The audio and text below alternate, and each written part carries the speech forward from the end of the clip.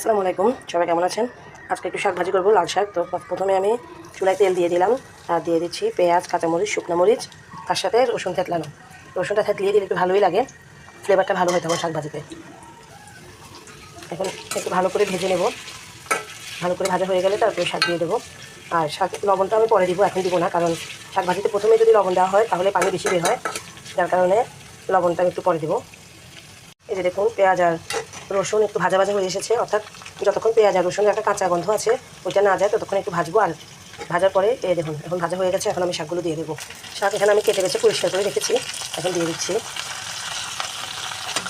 আমি শুরুতে কিন্তু লবণ দিইনি, এখন লবণ দিচ্ছি। এই যে আধা চামচের মতো দিয়েছি, কারণ ভাজা যে কোনো জিনিসে একটু লবণের পরিমাণ কম দিতে হয়, না হয় লবণ ধরে যায় তরকারিতে। এখন লবণটা আমি খুব ভালোভাবে মিক্স করে দেবো। এই হচ্ছে আমার লাল শাকের ফাইনাল লুক। যারা যারা এখনও আমার চ্যানেলটি সাবস্ক্রাইব করেনি তারা